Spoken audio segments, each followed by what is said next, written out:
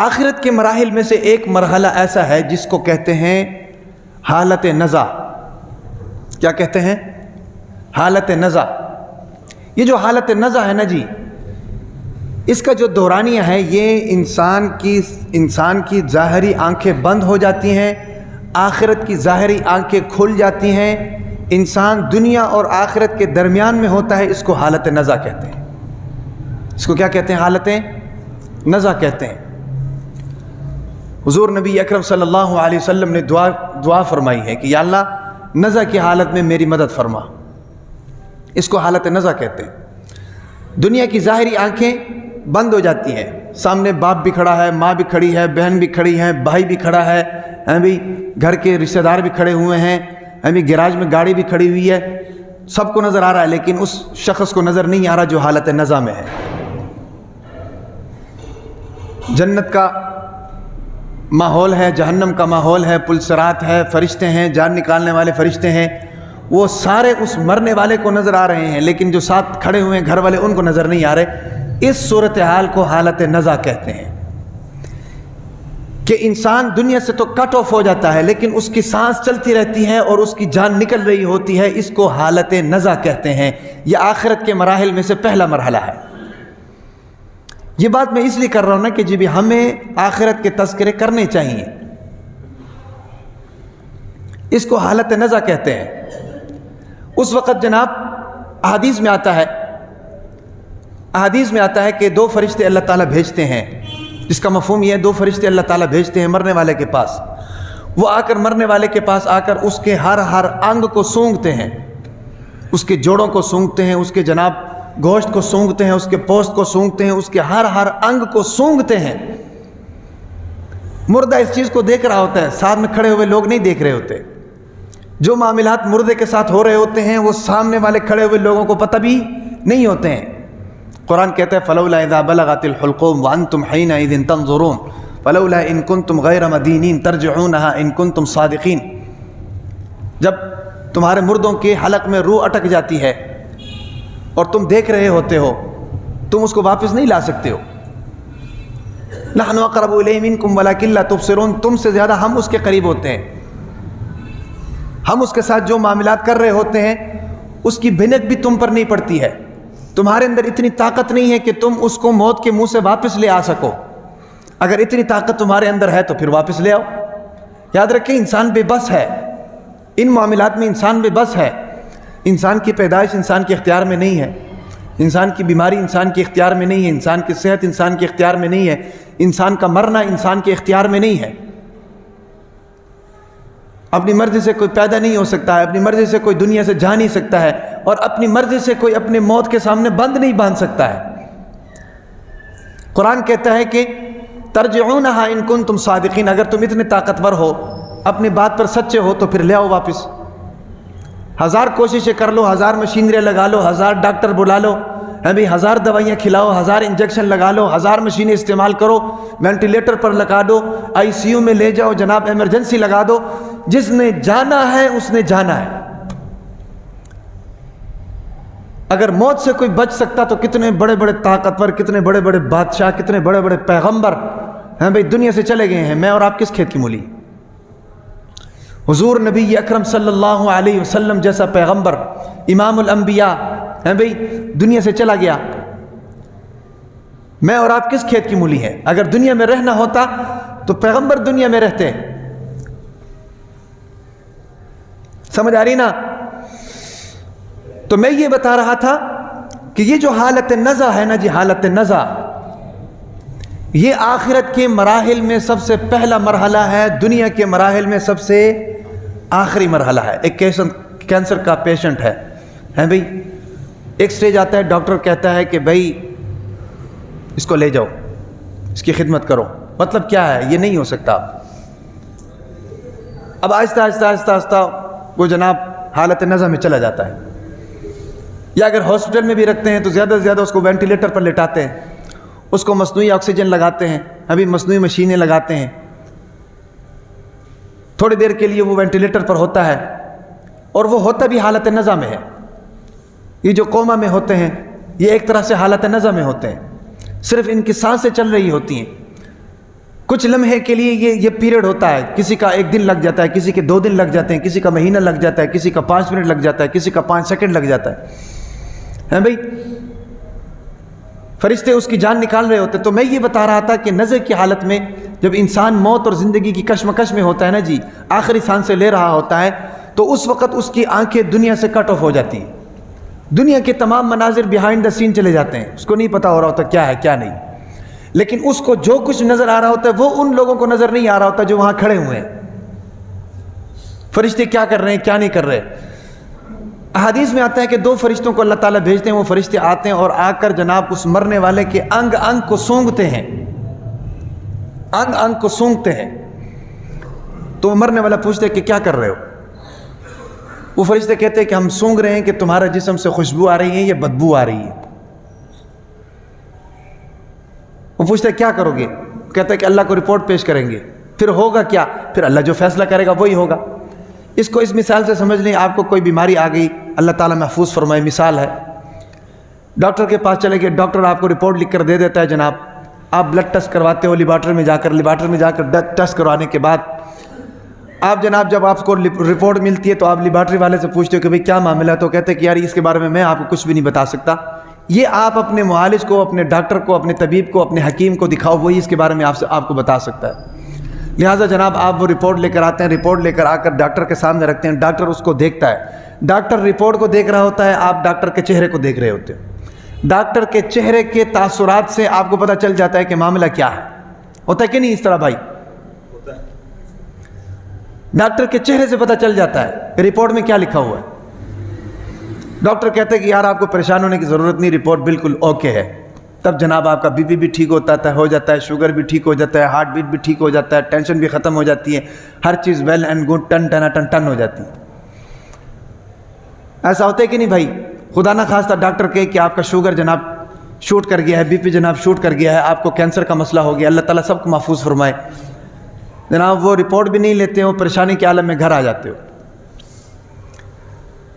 تو یہ وہ رپورٹ ہے جو جناب فرشتے تیار کرتے ہیں، اب یہاں پہ تو دنیا میں تو یہ معاملات ہے کہ جناب ہم رپورٹ آگے پیچھے کرا لیتے ہیں، 2 نمبری کرا لیتے ہیں، پیسے دلا دیتے ہیں، رشوت دے دیتے ہیں بھائی، جتنے بھی اپنے سورس ہوتے ہیں سارے استعمال کر لیتے ہیں، معاملہ اپنے حق میں کرا لیتے ہیں۔ فرشتوں میں تو یہ نہیں ہوتا، فرشتوں نے تو جناب ایکوریٹ رپورٹ دینا ہوتا ہے، اللہ کی بارگاہ میں جا کر رپورٹ پیش کر دیتے ہیں،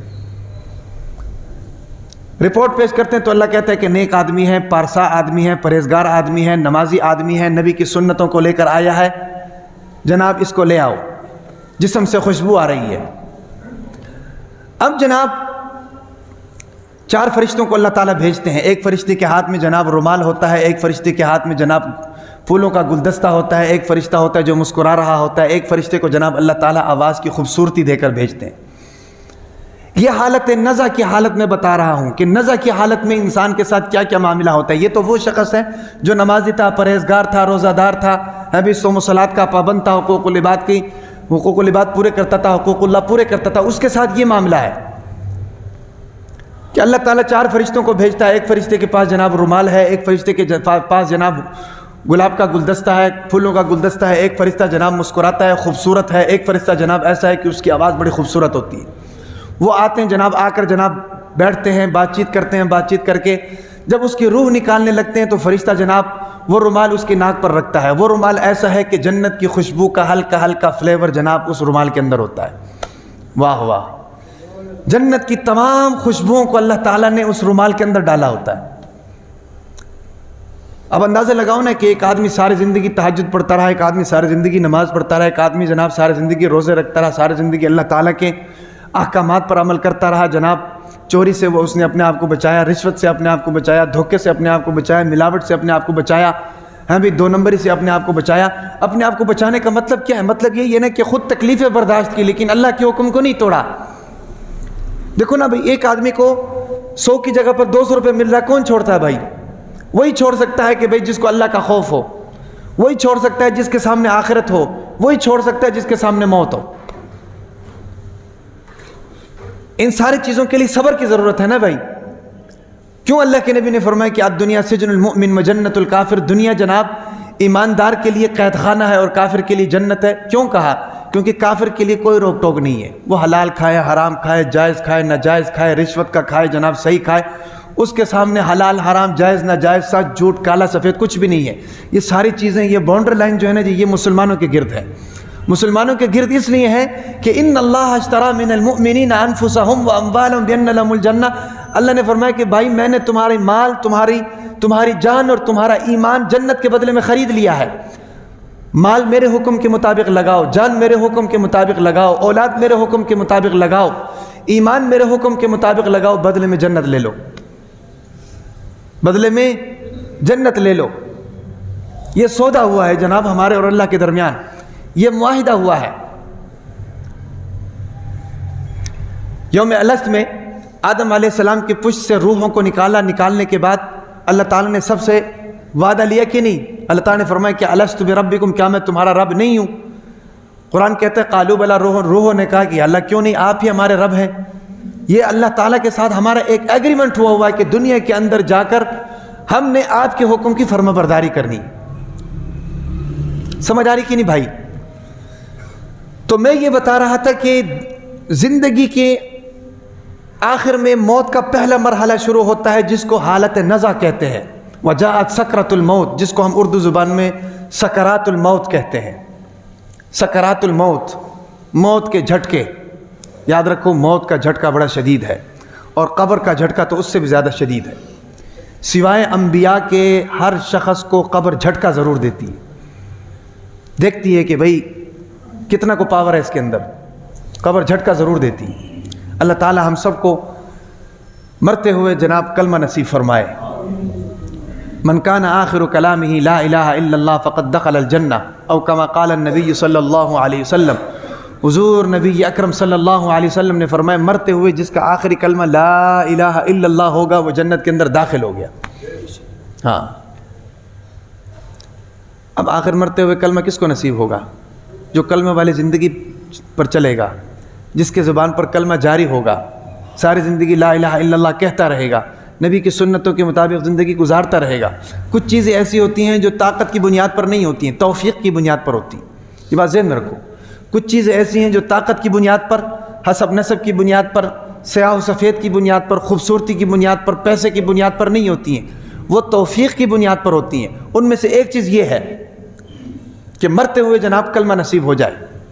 دنیا کے اندر بہت ذہین لوگ گزرے ہیں بھئی، بہت ذہین لوگ گزرے ہیں، لیکن قبر کے اندر ان کو سوالوں کے جواب نہیں آتے۔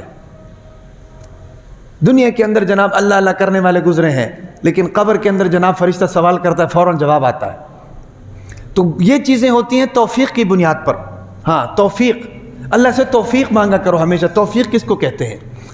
یاد رکھیں، توفیق انسان اپنی طاقت کی بنیاد پر نہیں لے سکتا ہے، توفیق ہمیشہ ملتی ہے اللہ تعالیٰ سے طلب کی بنیاد پر۔ جس کو طلب ہوتی ہے اس کو توفیق ہوتی ہے۔ والذین جاہدوا فینا لنہدینہم سبلا، قرآن کہتا ہے، اللہ تعالیٰ فرماتے ہیں جو ہمارے راستے پر چلنے کی کوشش کرتا ہے ہم اس کو چلا دیتے ہیں۔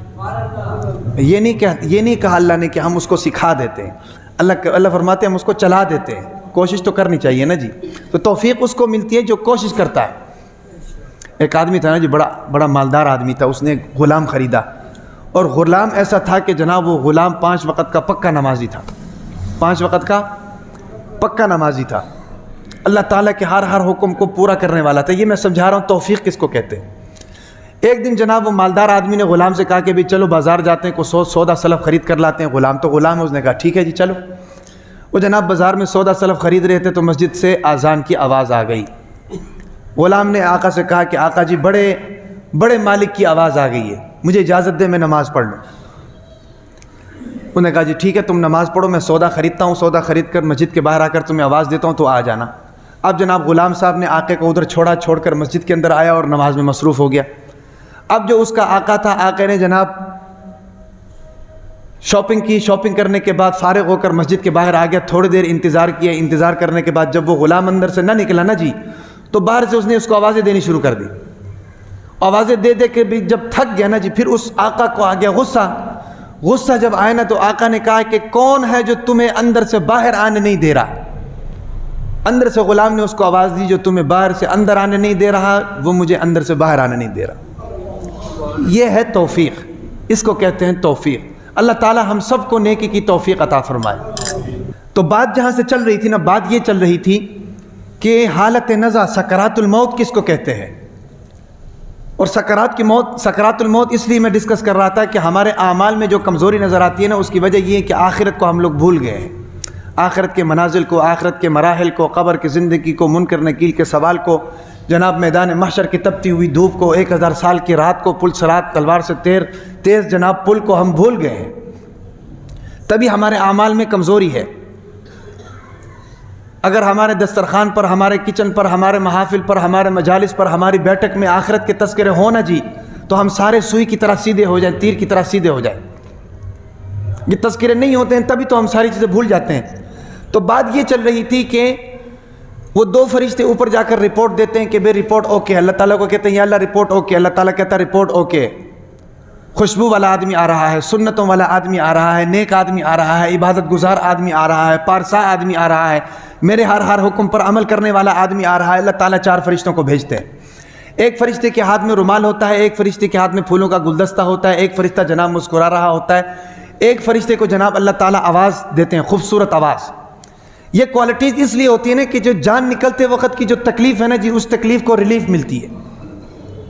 احادیث میں آتا ہے، اس کا مفہوم ہے کہ نیک آدمی کے جسم سے روح کو اس طرح نکالا جاتا ہے جیسے دودھ سے بال کو نکالا جاتا ہے، آٹے سے بال کو نکالا جاتا ہے، اور بدبخت آدمی جو ہوتا ہے نا جی، اس کی روح اس طرح نکالی جاتی ہے جس طرح ایک خاردار درخت ہوتا ہے، اس خاردار درخت کے اوپر ایک باریک سا جناب کپڑا لپٹا ہوتا ہے، اور اس کپڑے کو ہٹانے کے لیے اس خاردار درخت کو اس کپڑے کے اندر سے کس طرح کھینچا جاتا ہے، اور جب کھینچا جائے تو اس کپڑے کی کیا حالت ہوتی ہے۔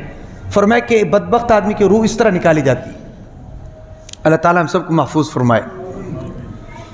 تو وہ 4 فرشتے آتے ہیں، 4 فرشتے آ کر جو ہے نا جس کی روح جب نکالنے لگتے ہیں نا، تو جو ایک فرشتہ ہوتا ہے جس کے ہاتھ میں رومال ہوتا ہے، احادیث میں آتا ہے کہ جنت کی ساری خوشبو کا فلیور جو ہے نا جی اس رومال کے اندر ہوتا ہے۔ ہاں، جنت کی خوشبو، یہاں کی خوشبو جو ہے نا جی تھوڑی دیر بعد ختم ہو جاتی ہے، سردیوں میں تھوڑی دیر رہتی ہے، گرمی میں تو بالکل ختم ہو جاتی ہے، ساری زندگی گزر جاتی ہے، ہمیں 1 نمبر خوشبو ڈھونڈتے ہوئے نہیں ملتی۔ جنت کی خوشبو کا پھر اور ذائقہ ہے نا جی۔ تو جب اس کی روح نکالنے لگتے ہیں نا، تو جس کے ہاتھ میں رومال ہوتا ہے وہ رومال اس کی ناک پر رکھ دیتا ہے، تو جب اس کی ناک اس رومال کو سونگتی ہے نا جی، وہ اس موت کی سختی کو بھول جاتا ہے۔ اور وہ جو جس کے ہاتھ میں پھولوں کا گلدستہ ہوتا ہے نا جی، وہ پھولوں کا گلدستہ اس کے آگے سامنے رکھ دیتا ہے، تو اس کی آنکھیں اس پھولوں کے گلدستے کے اندر مگن ہو جاتی۔ اور جو خوبصورت فرشتہ ہوتا ہے نا جی، وہ اس کے سامنے کھڑا ہو جاتا ہے، اور کھڑا ہو کر مسکراتا ہے، تو مرنے والا جب اس کی طرف دیکھتا ہے تو اس کی خوبصورتی دیکھ کر وہ فریفتہ ہو جاتا ہے، ساری ٹینشن ختم ہو جاتی ہے۔ اور جس کو اللہ نے خوبصورت آواز دی ہوتی ہے نا جی، وہ اس کے کان کے قریب آتا ہے، کان کے قریب آ کر کہتا ہے یا ایتھا النفس المطمئنہ، اے پاکیزہ روح، اے خوبصورت روح، سنتوں پر عمل کرنے والی روح، اللہ کی فرما بردار روح، اللہ تجھ سے محبت کرتا ہے، تو اللہ سے محبت کرتی رہی، یا ایتھا النفس المطمئنہ، تم اطمینان سے رہو، ارجعی الی ربک راضیۃ مرضیہ، چلو اٹھو جنت کی طرف جاتے ہیں، تو رب سے راضی، رب تجھ سے راضی، فادخلی فی عبادی وادخلی جنتی، اللہ نے پیغام بھیجا ہے کہ میری جنت میں داخل ہو جاؤ، میرے نیک بندوں کے اندر داخل ہو جاؤ، اس کو تسلیاں دیتا ہے، اور تسلیاں دے کر یوں اس کی روح نکالی جاتی ہے۔ تو میں یہ جو ساری بات کر رہا ہوں، یہ ساری بات اس لیے کر رہا ہوں کہ یہ ہے حالت نزع، اس کو کہتے ہیں حالت نزع۔ یہ ساری چیزیں ہو رہی ہوتی ہیں لیکن ہمیں کچھ بھی نظر نہیں آتا ہے، اور جس کے ساتھ یہ ساری چیزیں بیت رہی ہوتی ہیں اس کو نظر آتا ہے، وہ ساری چیزیں دیکھ رہا ہوتا ہے، یا تو تکلیف سے تڑپ رہا ہوتا ہے، یا تو جناب انجوائے کر رہا ہوتا ہے۔ ماں باپ کھڑے ہیں، بہن بھائی کھڑے ہیں، رشتہ دار کھڑے ہیں، کسی کو کچھ پتہ نہیں ہے۔ اور آج کل تو ہماری صورتحال یہاں تک پہنچ چکی ہے، ہماری صورتحال، ابھی تو میں کہہ رہا ہوں نا آخرت کے تذکرے نہیں ہو رہے اس لیے عمل نہیں ہو رہا، ہماری صورتحال یہاں تک پہنچ چکی ہے کہ ہم مرنے والے کے گھر میں بھی آ کر اپنے کاروبار کی ڈسکس کر رہے ہوتے ہیں۔ یہ ہماری صورتحال ہے آج کل۔ اور خواتین تو جناب ہم سے بھی 2 ہاتھ آگے ہیں، وہ جناب فوتگی والے گھر میں بھی آ کر ایک دوسرے کے کپڑے دیکھ رہی ہوتی ہیں، ایک دوسرے کی جوتیاں دیکھ رہی ہوتی ہیں، بدقسمتی ہے نا جی۔ تو اس کو کہتے ہیں حالت نزع۔